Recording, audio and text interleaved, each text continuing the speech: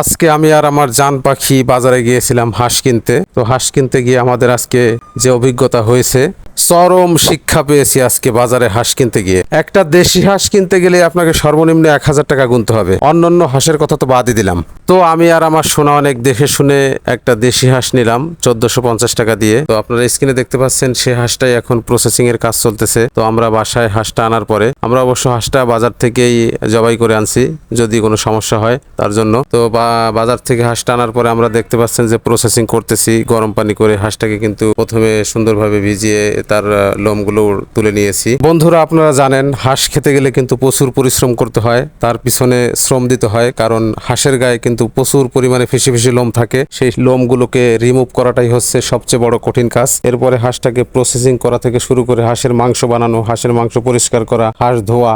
কারণ হাঁসের মাংস কিন্তু রান্না করার পরেও অনেক সময় দেখা গেল হাঁস গন্ধ বেরোয়। তো এই হাঁস গন্ধটা যাতে না বেরোয় তার জন্য আমি যে যুদ্ধটা করলাম সেটা কিন্তু আপনারা দেখতে পারলেন স্ক্রিনে। তো এখন আমি হাঁসের মাংসটাকে পিস করে নিব আমার পছন্দ মতো। তো আমি হাঁসের মাংসটাকে পিস করে নিয়েছি, এখন এটাকে পরিষ্কার করে নিলাম। তো হাঁসের মাংসটা পরিষ্কার আপনারা কিভাবে করবেন, এটা পরিষ্কার করার সময় প্রথমে 3টা ধোয়া দিবেন পানি দিয়ে, তারপরে হালকা গরম পানি দিয়ে তার ভিতরে একটু লবণ দিবেন, লবণের সঙ্গে পারলে একটু লেবুর রস মিশিয়ে নেবেন এবং একটু হলুদ দিয়ে নেবেন। হলুদ দিয়ে তারপরে হাঁসের মাংসটাকে ছেড়ে প্রায় 20 মিনিটের মতো ভিজিয়ে রাখবেন। ভিজিয়ে রাখার পরে তারপরে আবার হালকা গরম পানিতে ধুয়ে নেবেন। ধোয়ার পরে হাঁসের মাংসটাকে আপনি লেবুর রস এবং হালকা আদা রসুন বাটা দিয়ে সুন্দর করে মাখিয়ে কিছু সময় আলগা করে রেখে দিন। তো বন্ধুরা, আমার যেই কথা সেই কাজ। তো এখন আপনারা দেখতে পাচ্ছেন স্ক্রিনে আমি কিন্তু কড়াইয়ের মধ্যে আমার সকল ধরনের মশলা, তো আমার পছন্দ মতো সকল ধরনের মশলা কিন্তু আমি কড়াইয়ের মধ্যে দিয়ে তারপরে সুন্দর করে ভুনে নিচ্ছি। তো আপনারা দেখতে পাচ্ছেন ঠিক সেম ভাবে আপনারা হাঁসের মাংসটা রান্না করবেন, তাহলে কিন্তু হাঁসের মাংসে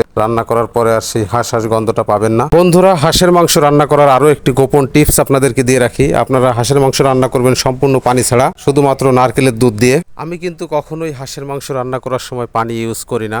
আমি টোটালি শুরু থেকে শেষ পর্যন্ত নারকেলের দুধ দিয়ে হাঁসের মাংসটা রান্না করি। হাঁসের মাংস ভুনা করা, হাঁসের মাংসের যে ঝোলটা, সেই ঝোলটা আমি কিন্তু নারকেলের দুধ দিয়ে সবসময় দিয়ে থাকি। তো এইটা করলে হয় কি, আপনার হাঁসের মাংসের অস্থির একটা ফ্লেভার এবং হাঁস গন্ধটা আর থাকে না। হয় কি, আপনার হাঁসের মাংস খাওয়ার সময় আপনি অস্থির একটা স্বাদ পাবেন এবং আপনি যে হাঁসের মাংস খাইতেছেন না গরুর মাংস খাচ্ছেন সেটা আপনি নিজেও বলতে পারবেন না। তো আমি যে প্রসেসে হাঁসের মাংস রান্নাটা আপনাদেরকে দেখালাম, তো আপনারা চেষ্টা করবেন ঘরোয়া পরিবেশে এরকম ভাবে হাঁসের মাংস রান্না করার জন্য, তাহলে আপনি হাঁসের মাংস খেয়ে অনেক বেশি মজা পাবেন এবং আপনি হাঁসের মাংস খাওয়ার যে তৃপ্তি সেটা কিন্তু আপনি পরিপূর্ণভাবে নিতে পারবেন এবং আপনার বারবার হাঁসের মাংস খাওয়ার যে ইচ্ছা সেটা কিন্তু আপনার ভিতরে জাগ্রত হবে পুনরায় আবার। তো বন্ধুরা, আপনারা তো দেখতেই পাচ্ছেন স্ক্রিনে যে আমি চমৎকার একটা প্রসেসে হাঁসের মাংসটা রান্না কমপ্লিট করলাম। তো দেখেই কিন্তু অলরেডি জিভে জল এসে যাচ্ছে। তো দেখতে পাচ্ছেন আমার পরিবারের জন্য আমি হাঁসের মাংস রান্না করেছি আজকে। তো আমার বাবা এবং আমার মা